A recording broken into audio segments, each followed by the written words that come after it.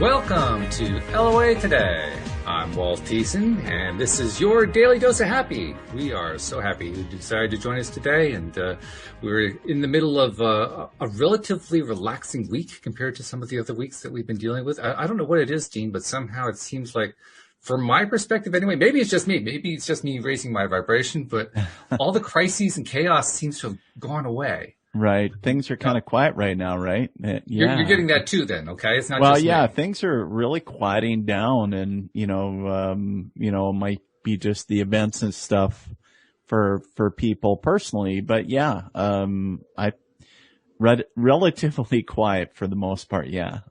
Which is good. I mean, that means that people are shifting vibration, That is a great thing. And the best part is they don't even have to know that they're changing their vibration, and they're doing it anyway. Well, and what I'm really excited about is I think I started seeing it, a trend here, maybe yesterday. It's, of course, been going on for a while now, but a lot of states now, are, and not to focus on it, but are starting to lift their restrictions on COVID. Yeah, that's true. And I think, which is great, because not only do I believe that the collective vibration is getting higher, but it's allowing that negative vibration to dissipate eventually, right? Yeah, exactly.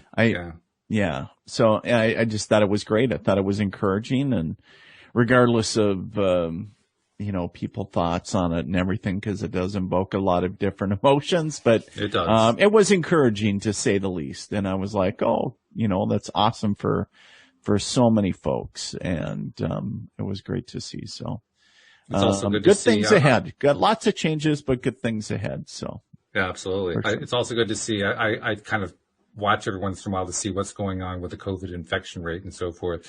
And since the end of December, when they started releasing vaccines and so forth in small numbers, the curve is starting to go down. It hasn't gotten any news coverage in that way, but the curve has definitely been going down. So, I mean, we're hearing all this talk now about, more to come, and it's going to get even worse and so forth. But that's not what the numbers are showing yet. So right. I'm holding out hope that maybe people are going to buy into their higher vibe, higher angels. Right. Well, and I'm going to stay on the aspect of higher vibrations and all in the healing aspect, because I really have personally, and I've known this, and I've been aware of this, is that I'm challenged a lot when it comes to, the numbers and the whole thing around it. And I'm just like, is that accurate? Is that, I don't really know, but then I take it as a learning aspect, right? And so I was like, regardless of where it is, this is what they're saying,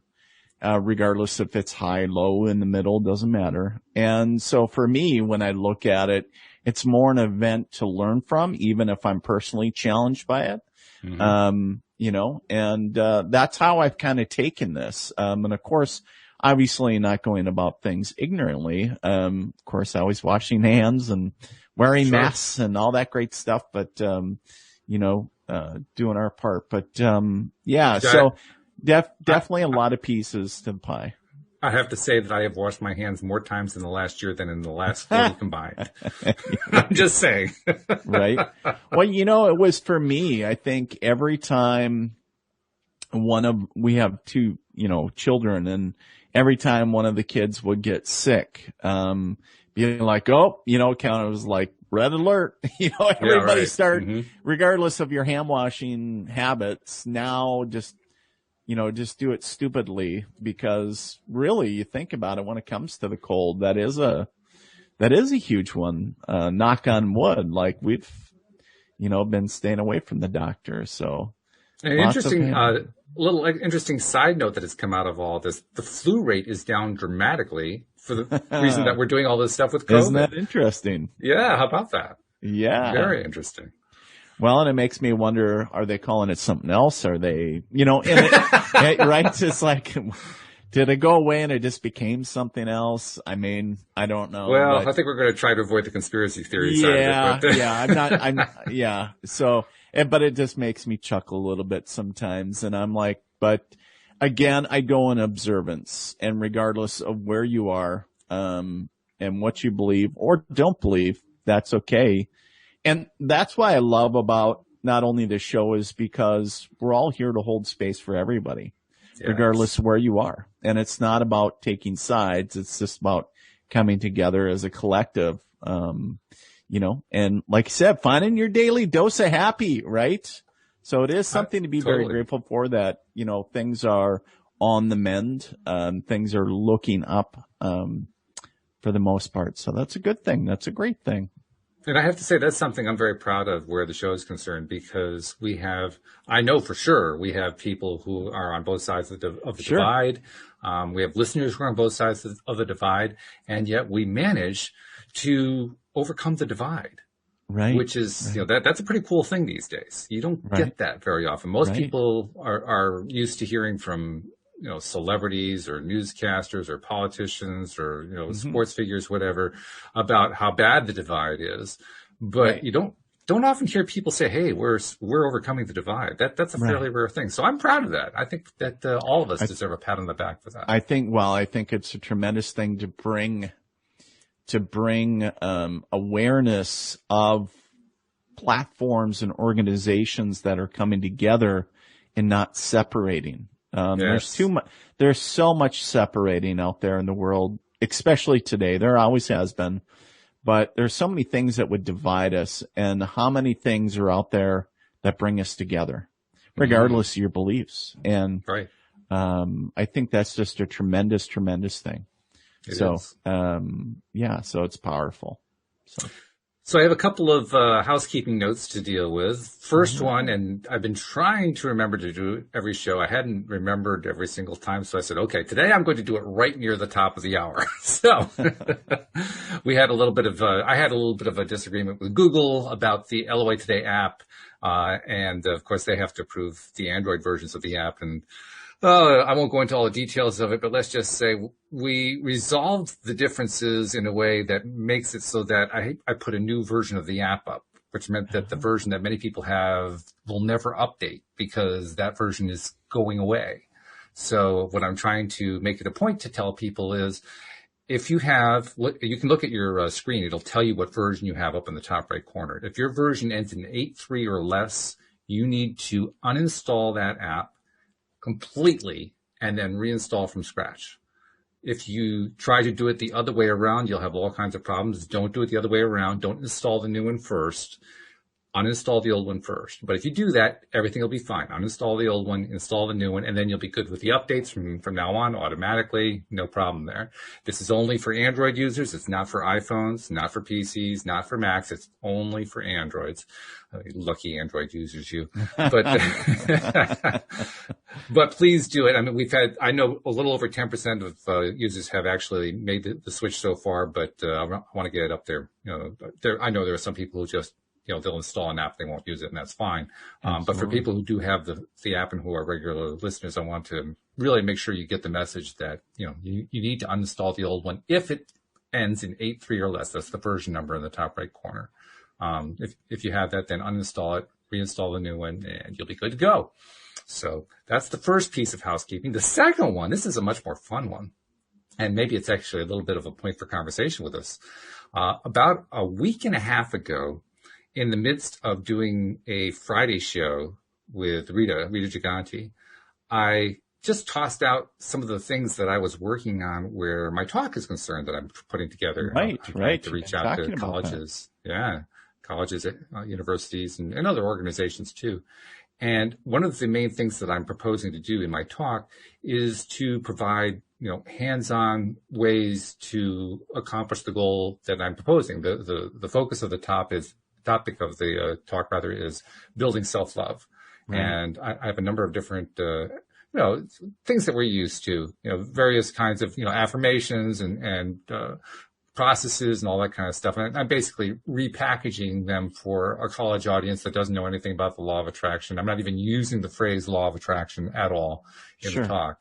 But the processes are very practical. They work for anybody. It's just a question of how you phrase it so that it doesn't scare people off with it being too woo or something like that. Keep the woo woo out. Put the scientific stuff in. It's like that. Yeah. And so anyway, I was telling Rita some of the ideas I had for doing this, and she was loving them. And I said, maybe we should do like a special games day where listeners could actually, log into the show. We'll probably do it here on Zoom, maybe on a weekend or something like that. And we'll just lead everybody through a bunch of these different processes. Oh, there you go. So I proposed it kind of off the top of my head there without even giving it any thought, and got a little bit of feedback from listeners. Some listeners said, yeah, I'm really interested in that. Thing is, I don't really want to do it unless I know I have some solid interest. So that's why I'm bringing it up again, to see if anyone else is interested other than those who have responded so far. So if that sounds interesting to you, use the LOA Today app, assuming you actually have upgraded on Android, and the rest of you guys already have the right version. But send me a note, or just send it to my email address, walt@loatoday.net, and let me know that you think it's interesting and it's something you'd like to do. Because if I get enough interest in doing this, I'm thinking I may actually do it.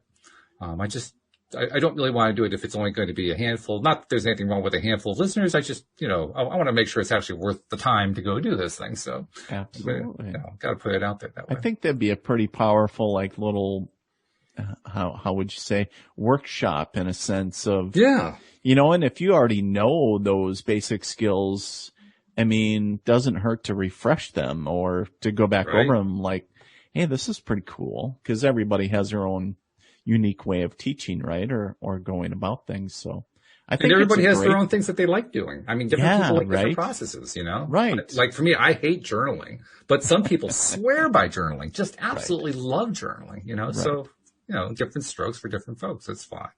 But I figure give people a few things to try out, and they can maybe adopt something new. Deborah, one of our listeners, wrote in. She'd been listening to me talking for months about mirror exercises. So she decided to try them. I don't know if I told you this one. No, she decided to try them. And now this is something you normally try for 30 days. And right. The reason most people try it is to get that tape that keeps playing in your head to stop playing. That's what motivated me to do it. It's also a self-love building exercise. She told me she was getting amazing results after 2 days. Wow. Yeah. How about that? That is crazy. That's unheard of. Yeah. Well, apparently not unheard of, because we just heard about it. Well, kudos to her. I mean, wow. Those, all I can say is wow. You don't, you typically don't hear results like that quickly, but it's really cool. That you hear, it gives credence, I think, Walt, that to how powerful, that exercise is. And if somebody is aligned that deeply to that way of, focus, if you will, how quickly it can happen for somebody, right? That's true. Yeah. Obviously, it's not the same for everybody. Understand? I don't want somebody getting discouraged and quitting, like, oh, in 2 days, I'm giving up, it's like, but, to be honest, for most people, the first 2 days, and I know you've done them, so you know what this is like, but the first 2 days for most people is all about getting over the humiliation and embarrassment of saying these things. Like, this is stupid. What am I doing? Exactly. Yeah. It's like, but like you said, Deborah's a pretty advanced practitioner, so she was already running high vibe when she tried it. So that's why she got the big jump, Sure. But I would argue that anybody can get a fairly quick jump. The question is, will you stick it out long enough to get it? Right. Because it's so easy, like you said, to just say, oh, this isn't worth it. Just, I only tried it for 30 seconds, but I'm done. Well, and I think that's a great analogy for anything, Walt, because I've seen that with my own students. I've seen that with other folks, saying regardless what they're learning, what the modality or practice is, and they just give up after a few practices because of frustration, because in their mind, they've constructed this box, if you will, saying it has to show up like this. And when it doesn't, they get so frustrated, mad that they give up instead of going, you know what, tomorrow I'm going to give it one more chance, right? And then all of a sudden, it's like a magic wand. It's something just changes. And it's like, whoa. Sometimes it's subtle. Sometimes it's, like the angels come out and, shake you around. It's like you have this huge, epiphany or, massive change. But, for some, what I would share is if you're going through the frustration part and saying, oh, it's not happening fast enough or it's not showing up the way that I wanted, keep going because it will. It will happen. You have to trust that it will happen. And a lot of people will notice it quicker than I did. Let's put it that way. I mean, there are probably going to be some people who were like me. With me, I was like, 17, 20 days into it before I finally noticed there was actually a change and it had been going on for a while, but I hadn't paid attention. Right.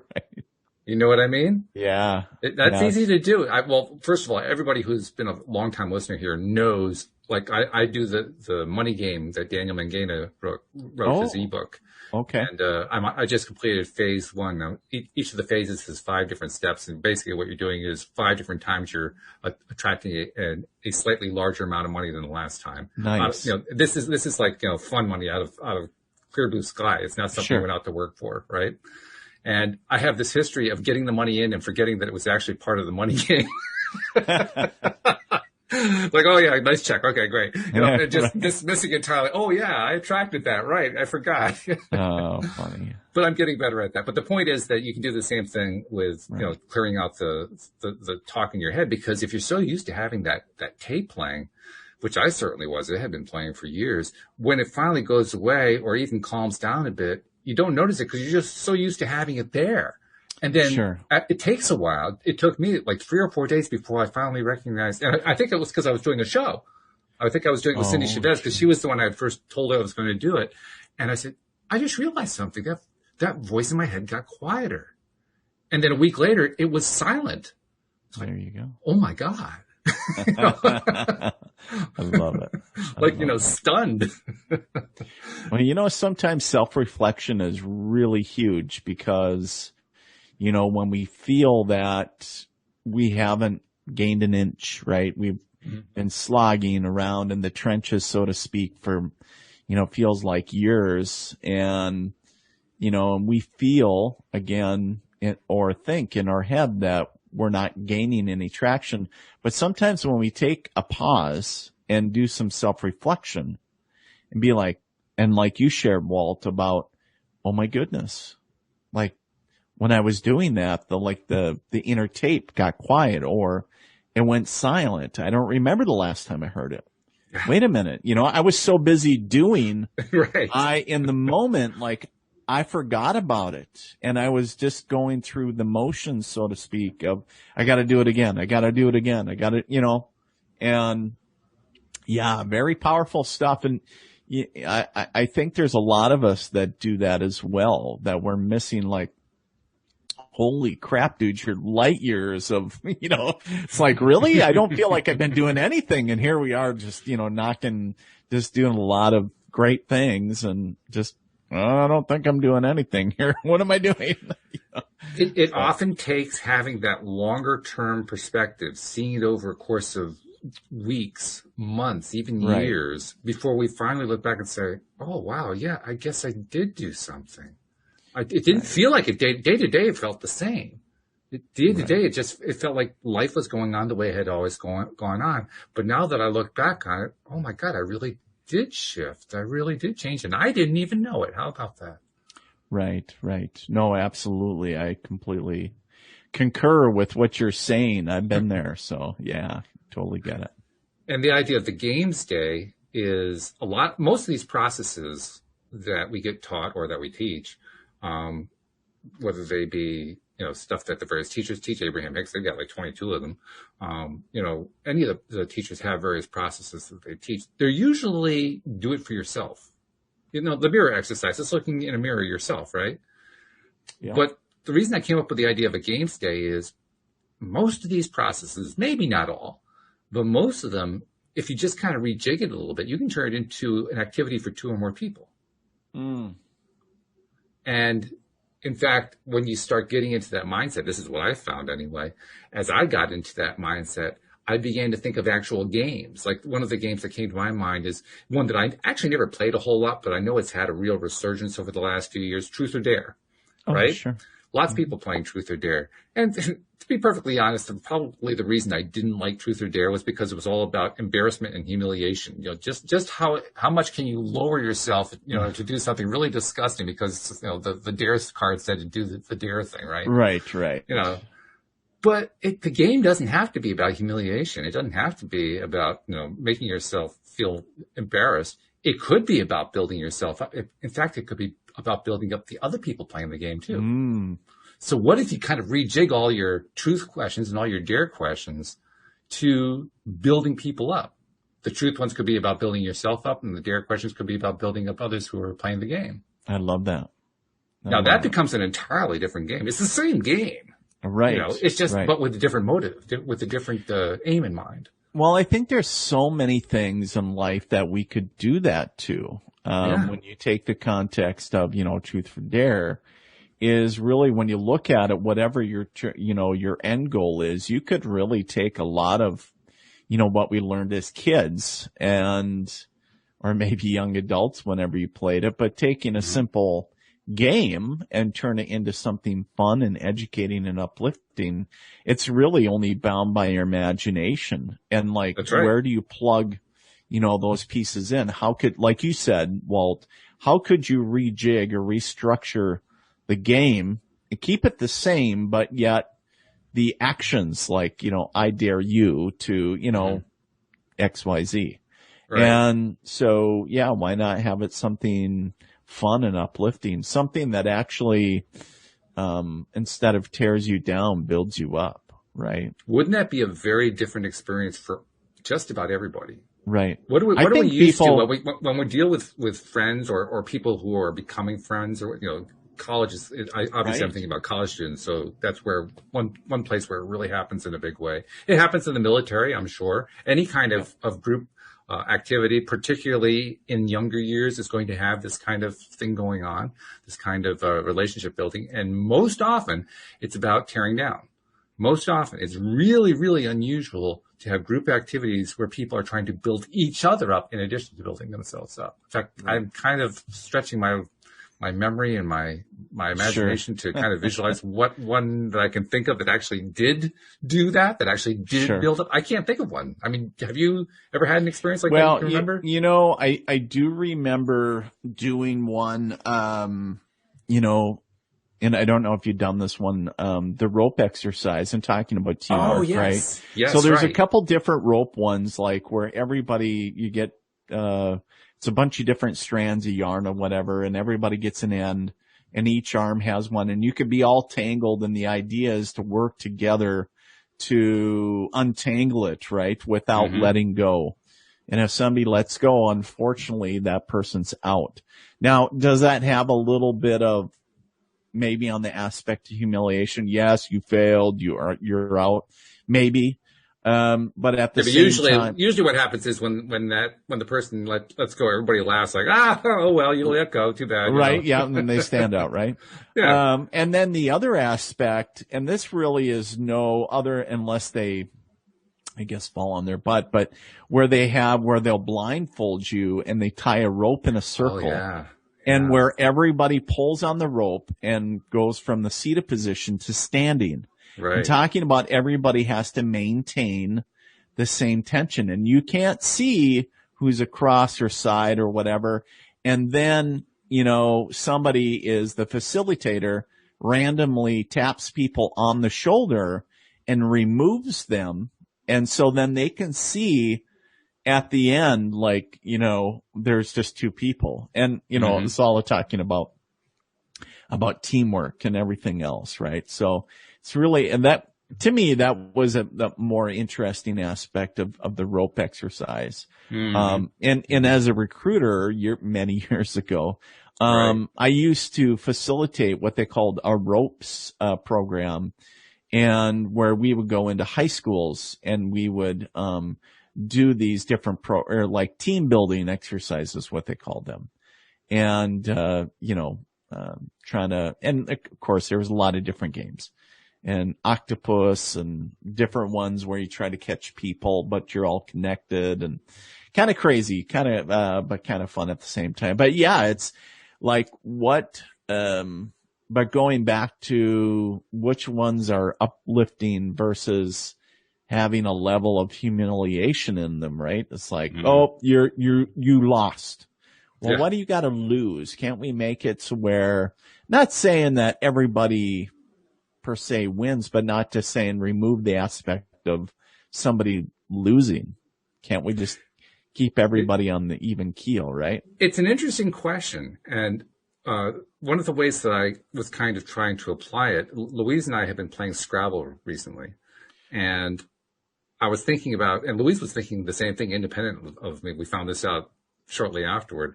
We were both trying to figure out, how do you turn Scrabble into an affirmative, build each other up game rather than who can win the game? And in the process of doing that, I kind of invented a new version of Scrabble where you don't actually have tiles. You can basically come up with any word you want to plug in crossword fashion, except that the word has to be something that's uplifting rather than. I was just going to say something uplifting versus. Yeah. But it also occurred to me, a lot of people like competitive games. You know, they like the winner and the loser situation, and that they do get some uplift from that. So why not work out a way to have both? Some games can be competitive, other games can be cooperative. Well, and it brings up the other question too. I get the aspect of having a winner and somebody that doesn't win, right? And does that always have to be negative? Not necessarily. And what makes it negative if somebody says, yeah, well, the name loser, that's kind of, they're not the winner, so it's kind of negative. Well, what makes it negative? Is it because of maybe past experiences somebody had growing up in school that, oh, you're the loser, you didn't win, we're the winners, right? And, you know, how people can be. But I got Queens, we are the champions. Yeah, like lording over, right? Does it have to be a negative experience? You know, can we take losing and make it a positive aspect and still be uplifting? You know, I would counter at some level. I think you can. And the only reason that a lot of times we look at winning and losing in different connotations is because of our each individual perspectives. Yes. And how we were raised, because that's how we understand and process things, right? Well, it's about attachment. I mean, really, whenever you're feeling that there's a winner or a loser, you're attached to the game. You're attached to the outcome in some way. Right. When the winner or loser aspect doesn't matter. Like Louise and I play Scrabble, and if we were to actually add up the scores, I win every time because I'm really, really good at it. But we don't look at it that way. We're just trying to put together the Scrabble puzzle. Right. So it doesn't really matter what the scores were at the end of the game. Right. It's not important. Unimportant. You just wanted to have fun. You just wanted to play. Yeah, see what we just wanted to have fun. You know how we judge it? We judge it based on, can I put a word down that makes 2 or more words out of it? Ooh. That would be challenging. That's the fun part. That's why I do so well at Scrabble. So I'm good at using all 7 letters, which you get an extra score for, and I'm good at making crossword style stuff. So put one word on top of another, and then you get all these little words that add up. And I mean, it's just fun because you got a word this way and this way and this way and this way. Your mind thinks that way, right? It's interesting to find out how other people think too and process information differently, because we are all different, but yet we're all connected. I was so proud of her the other day, because the other day she came up with her first multi-word combination. I mean, she'd never, up until that point, it was always just one word based on a letter that was on the board. She came up with her first one. And she was so proud of herself, and I was proud of her. I was probably more excited than she was, because I know how hard it is to do that first one. Right. It takes some doing to get it, you know. But she watched me. She watched the ones that I would come up with, and she learned from it, and then she found her first one. It was like, that was a breakthrough for both of us. We both got excited about it. Well, cool. Yeah. That's very cool. Yeah. So you're right. It depends on well, that's why I called it the attachment side. It depends on what you attach to. If you attach to winning and losing, well, you're going to get all excited or disappointed by winning or losing. If you attach to some other aspect of it, then you're going to attach to some other aspect of it. Right. So anyway, that's a long-winded way of saying, if you like the idea of a games day that we do online virtually, obviously in the middle of COVID, we don't get together. And besides, most of us live, across the world from each other. So, we'll do it online. But if you're interested, contact me, let me know, and I'll start compiling the list. And when I have a good number of people, we're going to do this thing. So. let me know. Well, very cool.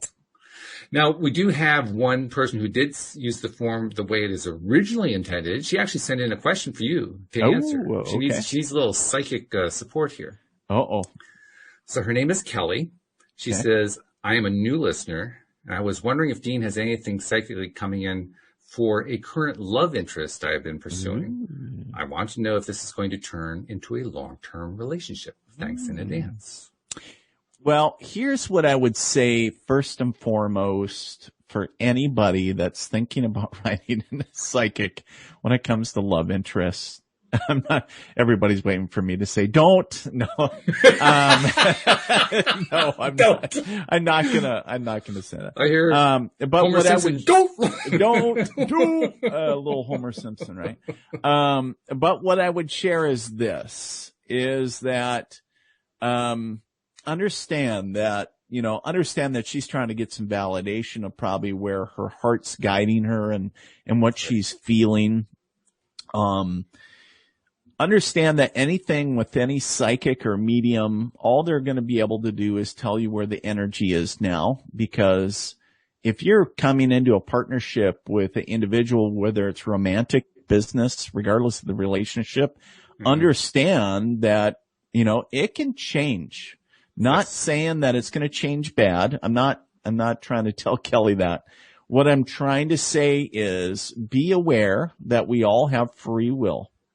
And if at some point somebody wanted to all of a sudden, maybe things weren't hot and spicy. Maybe sometimes I get some of the questions like, what are some things to do for the marriage or for the relationship or whatever? Say sometimes could somebody make different decisions to strengthen the real? Absolutely. Could somebody make a decision to walk away? Absolutely. So what I'm trying to say is that, keep an open mind, bear in mind when you get this. Now, with that in regard, I feel really good energy with this, Kelly, going forward, this new relationship, if you will. It does feel, if you do it, use an analogy of a canoe, right? And we all know that it's not really advisable to stand up in a canoe because it's really tippy. And unless you're standing right along that keel, right? Or you got outriggers, right? And so what I'm trying to say is this, is the energy is really, I don't want to say super unstable, but it could go either one way or the other right now. But it feels really good. It feels like that kind of that young love, early relationship, everything's about each other, all that, like, oh my God, everything I think about, it's him or her or whatever, right? And so it's in that stage. It's at, we call it the honeymoon stage, right? Everything's flowers, showering people with gifts. It's like trying to woo the other individual or whatever. Everything's hot and steamy. That's great. And it's just like, where is it going to go? Cause it's like, I'm not really sure where it's going to even out at. So that's the thing that I felt with it is when it came to, I'd call it canoe energy. I know maybe that's a new term I'll coin, canoe energy, because it's really, yeah, right. Or, kayak energy, because it's so, it can be very unstable. And, but at the same time, it's very agile. So it's not a bad thing. It's just very fluid at the moment, but it feels really good, really fresh. So, I wouldn't overthink it, Kelly, to be really honest with you. Just really enjoy, where you are currently. Will it turn out to be a long-term or something pretty serious? I guess if I was a gambling man, which I'm not, I would say it will. But of course, again, I would say also there's an aspect of, again, we all have free will. But it feels the strength of the energy is pretty thick there. So it feels like it has longevity is what I'm trying to say. So no, it feels good for Kelly. So have fun, enjoy your time, be in love, express it, all that great stuff. So no, good things. Some good points in there too. I mean, dynamic is the word that comes to my mind whenever I think about relationships, particularly good relationships. Right. Good relationships are always changing. They're always in flux. There's a stability at the base of it. And that stability always has to be there. If it doesn't stay there, it means that the two people are kind of going in different directions, and that's Right. not going to work. But as long as the stability is going to be there, hey, riding the waves is part of life. That's just Right. part of what's going to happen. Well, and I'm sure you've seen this over the years too, Walt, but I can't believe the amount of people that ask. And of course, I get it. People want to kind of get an insider's peek at, where's the energy with the relationship. What I would share is that again, it can be very dynamic and it can be very fluid at times. And it's really challenging when people come, should I stay with my boyfriend? Here's the thing. If you're asking me whether you should stay with your wife or your boyfriend or your husband or whatever, there's something, obviously a blind psych is going to tell you there's issues. The other piece is that, do you want to stay with them? Yeah. Are you willing? The first question to me is, or that I think, are you willing to put in the work? Are you both willing to put in the work to change the trajectory of your relationship? And if not, if only, you can't do it, one side puts in the work and whatever. So, but again, I think Walt used a great word is dynamic. It sums that up really well because it's so multifaceted. There's not just one thing, but understand that when you're asking about relationship advice, there's so many aspects that come to it. So, and dynamic is a word that I find to be really helpful when looking at the relationship for the long perspective. And I don't mean early on, I mean later on in the relationship, looking back. Yeah. Because I think about my relationship with Louise, and I'll talk about my relationship with Louise with somebody else. Say, the dynamics of the relationship are such and such. I never say the statics of the relationship are such and such. We always say the word dynamic, don't we? We don't say static. Why? Because the dynamic is where the relationship is. Right. The relationship is, if the moment that the relationship becomes static is the moment that it becomes stale. And a stale relationship is one that basically just got abandoned. People stopped tending to it. Sure. Now, I do kind of fall into a minority category in that, unlike most people, I actually don't think relationships are something you have to work at. I actually believe that the most important part of working, if you want to call it that, in a relationship is actually the work you do on yourself. That if you do the work on yourself, and if your partner does the work on himself or herself, the relationship is going to work. At that point, now it's just a question of, do you want to stay in the relationship? And that makes it really, really easy. There's no pain involved. It's like, oh, well, it's either yes, I want this, or no, I don't want that. And it's just that straightforward. But if you don't do the work, that's where all the craziness comes in. The people who don't work on themselves, not on the relationship, the people who don't work on building up their own self-love, like we were talking about before. We were talking about the games to play to build up self-love. If you don't work on building up your self-love, you don't have love to give in a relationship.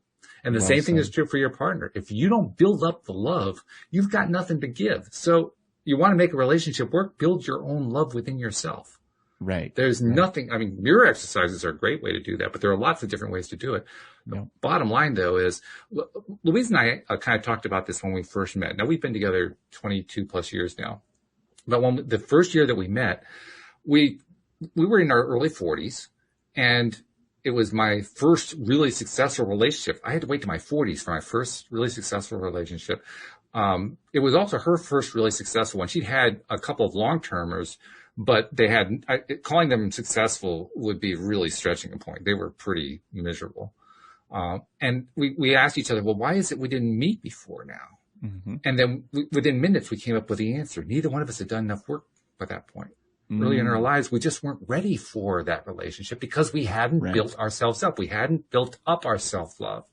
And I mean, at the time, I didn't even know what that building my self-love was important. It wasn't even on my radar. So it wasn't something I even knew how to do.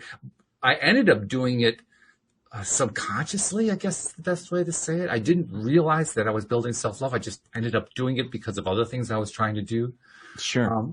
But ultimately, those are the activities that help make myself a whole person. I guess that's what I'm trying to say. I became a more whole person, and she became a whole person. So when we met, well, now it worked because we're whole people. We like each other. We're attracted to each other. And I mean, the biggest thing is we just clicked. So that's why I said earlier, I don't really believe that relationships have to have lots of conflict to be resolved and compromised and so forth. Because, well, for Louise and me, the relationship that we have, we don't have a whole lot of disagreements. And when disagreements do come up, they go away in about 5 seconds. I mean, they just don't last very long. Why? Because we don't attach to them. We don't attach to them in any way whatsoever, any way, shape, form, manner. It just, probably like the worst that we've ever had, on times where there was like, I don't know, something in the news, something political or whatever. We weren't quite in alignment with each other on what the other person's viewpoint was, but we had enough self-love built up that we were just willing to let the other person be who they were. And so it just didn't last. The it being the angst, the uncomfortable thing, the conflict, the chaos, it just didn't, it goes away. Well, and couldn't we use that? I mean, really, you take that and broaden the picture and talking about the relationship with their fellow man or woman and, regardless of somebody's position on something or whatever the aspect of, if we're not dealing with, that internal dialogue that isn't supporting us, I mean, we can be in a place that, is just very, open to have that conversation with folks or just be like, you know what, it's all right to agree to disagree and still be okay. And not, it's like, I don't have to, get all crazy. Exactly. And, yeah. And, and the other thing is I know that we're all dealing with some form of past trauma and, at some level. And, you talked about, Walt, I think you talked a huge one about doing that inner work, the self work. And so many folks out there wanting to help others, but they haven't done the work themselves. So it'll only go so far. And I think that is personally speaking, I want to say self work was for me at least the most difficult and the scariest. Because I had to look at my own shit. I had to deal with my own stuff. And you can't not get away other with people's anything. stuff. Because I can look at other people's stuff all day, right? And because it's not mine. But when I have to take ownership of my own stuff, then it's like, that's, I don't want to own it. So, I think it's, at least back then I didn't. And now it's just like, yeah, I don't like it, but yeah, that's me. And then, and then I move on. I don't have to, it doesn't have to, just pound me into the earth, so to speak. But yeah, I think that's huge. And, it's a great point. Now, how long have, you and your wife been together, did you say? We celebrated our 21st last September. Oh, wow. So, and we've been happy together a year anniversary. before that. So thank you. Yeah. So 22 and a half years, almost 23 now. Wow. Yeah. Wow. That's great. Yeah. So, well, and, and the best part on our wedding day, Louise was going to the ladies and overheard a friend of mine say, "It'll never last." I love those, right? It'll never last. Yeah. Well, sorry guys. Right? Yeah. Sorry to throw that in your face. Interesting, when my wife and I were dating at the time, and one of the, I thought it was so odd back then, but cause I wasn't aware, right, of my inner self, if you will. But one of the questions that I asked was before, I even proposed was, all I need to know is that you love yourself. Do you love yourself? And I asked her that. I said, point blank, I need to know, do you love yourself? Not me, not your dad, not your parents, not whomever. Do you, yourself? And I remember her being kind of taken back, like nobody had asked her that. And, thinking back to that question, I remember thinking, who was that? I must have been channeling somebody good. Like, you need to ask that. So, and then it's like, you'll reflect back on this and won't have a clue. But, and it was something, perhaps it was and I trust that it was a divine thing, but, and it was like, yeah. If somebody would have asked me back then, I would have been like, gosh, I don't know, Mm-hmm. Mm-hmm. and, that's a big question. That's a deep one. When we really, like, no PS, do you really love yourself? And blank. That's a great question. In fact, I mentioned that I have actually identified what my core message is with the talk that I'm putting together, and it is about self-love. But the core message is even more specific than that. It's that we all love we all love ourselves, rather. We all have self-love. Even those who have, really bad, negative, dysfunctional type behaviors love themselves. The question isn't, do you love yourself, in my opinion? The question is, how much do you love yourself? And the reason I phrase it that way is what I finally realized. It took me 63 years to realize this, but I figure, well, I'm better than most. Some people don't ever realize it. You're still breathing, so we're that's right. Figured that out, right? Exactly. But I finally realized you can't grow your self-love too much. We have been taught, I don't know about you, I was certainly taught growing up that you don't want to build your self-love too much. Now, they didn't phrase it that way, but the messages were really, really clear. It was all about, you're supposed to be loving of others, and you are not supposed to get your ego built up too big. And, you don't want to be narcissistic about stuff. Be very humble. Yes. Yes. But when I worked through all that stuff, I finally realized that a lot of it had some, to borrow the phrase, fake news built into it. Like the idea that a narcissist actually loves himself. Well, no, actually, narcissists love themselves very, very little. That's what makes them narcissistic. Something that Monique and I were talking about last Wednesday. You really can't truly love yourself too much. In fact, the more you love yourself, the higher your vibration gets. And I mean, in our circles, we know how important it is to be high vibe. There are some people who aspire to be super high vibe, so high vibe that, they probably leave their bodies for good and go on to the higher realms. Right. Right. Yeah. Well, those are high levels of love. That's extremely high levels of self-love. That's how you get there. So recognizing that fact tells me, well, that means throughout our lives as humans, the most important thing we can do every day, day in, day out, is increase incrementally, little tiny steps, increase our self-love. Because when we do, it's literally like increasing our ability to attract something into our lives. It's the same process. Sure. And what I was recognizing is, we have lots of philosophers in this realm that we deal in. There's the Abrahams of the world, Neville Goddards of the world, the Tony Robbins, Napoleon Hill. I mean, there's a whole bunch, all touching on various aspects of this stuff. And the one thing that they all have in common is that they're trying to find ways to help you understand how the whole cosmos works. Like Neville Goddard talks about how the original question is I am, or not question, the original statement of identity is I am, and that is it is a statement of consciousness. What occurred to me is consciousness and I amness come out of self-love. So self-love actually comes before all of that. So really, in my view, self-love is the foundation for everything. And to make things really interesting, we're all connected. So that self-love, here's the really cool part. When we reach a certain level that feeds us all the love that we need for ourselves, and then go beyond that level, regardless of whether we intend to give it to somebody else, it goes to somebody else because we're all connected.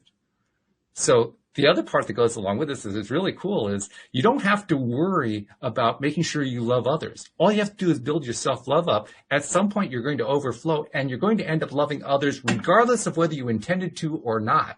There is no, you don't have to plan anything in this regard. You just do. There's really no way to I'm going to keep all this self-love to myself. It's impossible. You can't do it. Do we just do, or do we just be?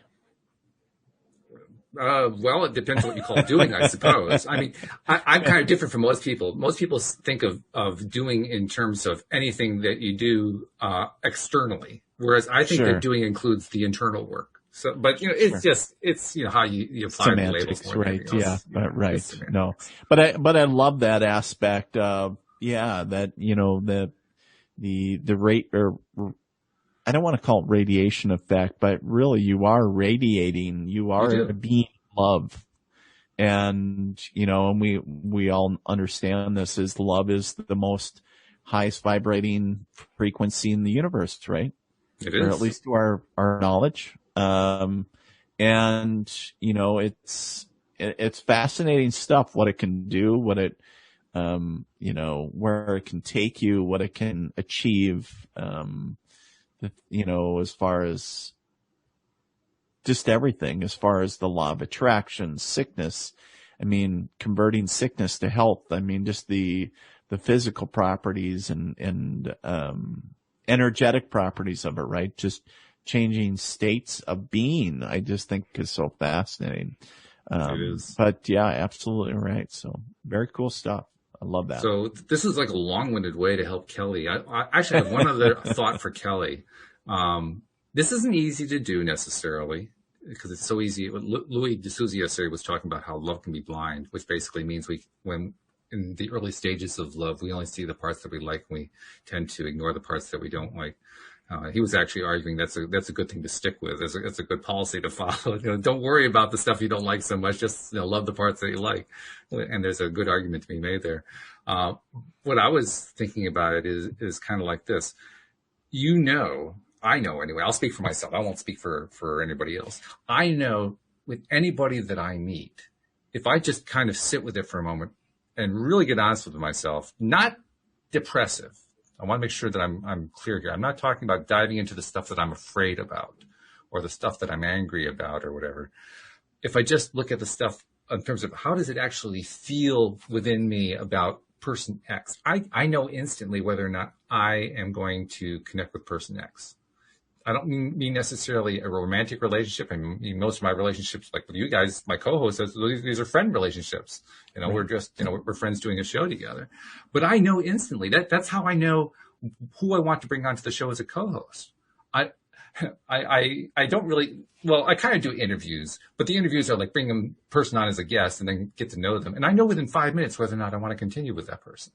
With you, I knew exactly within 5 minutes. Yeah, I want this guy. I want a part of the show. I had no idea where to fit you into the schedule at that point, but I figured, it'll all iron itself out at some point, and it did. It'll work out. But I know instantly, just sure. if I'm honest with myself. So Kelly, I'm suggesting, deep down, not what you're afraid of, but do you feel deep down that this actually is somebody you would like having a long-term relationship with? Put aside the feelings of, the steaminess and how exciting it is to fall in love and all that. Right. Deep down whether or not that relationship feels good to you. That's your best indicator. Yeah. The other thing I want to point out is something that Cindy Chavez pointed out to me in a story that she told about, 4 or 5 weeks ago, and she's reiterated it a few times since then. She has been in 2 marriages. Her first marriage was very verbally abusive, and it took her a long time to get out of it. Her second marriage is just perfect. Scott's a great guy. But her first marriage just wasn't working out, and she was confused by it. She stuck with it for a long time because early on she had gotten a sign that said, yes, this is the right guy. And this isn't just, some psychic told her. She'd gotten like these really strong signs. This is a great relationship. But she'd forgotten something. The sign you got yesterday isn't today's sign. The signs change. And just because yesterday's sign was good doesn't mean tomorrow's sign is going to be the same sign. That's the dynamic nature of relationships. Just like the stock market, right? Yeah, exactly. Yeah. Today's stocks might be worth more than tomorrow's. You never know. So the point is, you don't look for signs for the purpose of trying to figure out what's going to happen for the rest of your life. Right. You look for the sign to find out what's your current state. Where are you at right now? That's what the sign tells you. Yeah. If you're driving on the highway, I've told this analogy a few times lately. If you're driving on the highway and you're in Pennsylvania and you see a sign that says, Richmond, Virginia, 350 miles or something like that. Well, 5 hours later or 7 hours later, you missed the exit for Richmond. Well, yeah, but the sign said it was 350 miles. Well, that was 7 hours ago. Right. So keep signs in context. Signs and indications and psychic readings and all that, they're just what's going on in that moment. It doesn't mean that that's fixed forever. Thank God. Otherwise, life would be a pretty boring proposition. It would be boring. It really would. It would be super boring. Truly. Truly, truly. No, that's great reminder, Walt, that, and it's and just to summarize that, really talking about listening to your intuition and energy is always the state of, that we're in is always changing. So. By the way, that activity of checking within, great. And you know this too. Great exercise for building self-love. Just checking for that. Just even if you aren't getting it the first time, even I know for me, I wasn't getting anything. I was like, testing, is this thing on? Right. Right. But just the activity of repeatedly going back and asking, well, what am I really feeling about that? How does that, forget psychic messages, forget voices in the ear or whatever. What am I feeling about that? Yeah. Just asking that over and over again. That's a self-love building exercise. Mm-hmm. That's a powerful one. For sure. And and also if we're aligned with it, right? It's like sometimes in life we're pushing through and we just keep on hitting that nail on the head because we feel we need to day in, day out, and we're just not aligned with it anymore. So, it's just like, how do you feel about it? I don't know. It's changed. And it's like, well, changed how? Are you still in alignment with it? Whether it's the company, a business, romantic relationship, whatever. It's like, no, something's changed. And it's like, okay, well, what is it? And, how do you want to proceed? Is it within your power to change how you want, your dynamic? Or is it out of your hands? Is it, and start going into the nuances, but from there, like you share, Walt, it's ever changing. So it is very interesting. So for sure. By the way, the ever changing aspect, that's where the fun is. It is. And it's a good thing because, we do not want energy, that is static. Any energy or emotion that is static is not, number one, healthy to us. I want to really stress this. That is where disease starts. Yes. That is where, really all the negativity, really, if you will, the zero mark, for the negativity scale, if you want to put a scale in your head. And then we start in a downward spiral, right? Mm-hmm. And so we don't want to be stagnant. We always want to be somehow the energy moving in our life. And I get it. Some people like, oh my God, Dean, there's so much chaos. And it's like, well, it can be gentle, but at the same time, it's energy and movement is good because change is needed. And if we get in a stagnant pattern, that you just think of water sitting still, right? What does it breed? Bacteria, bugs, all the, the nasties. But water in motion, you think of a stream, purifies itself. It's moving. It's powerful, right? That movement. And that's the same with energy. So keep it moving, whatever that is, through self-love again, movement, expression, self-love, all those things. They are what are important in life. There's no doubt about it. It is. And yeah, for sure.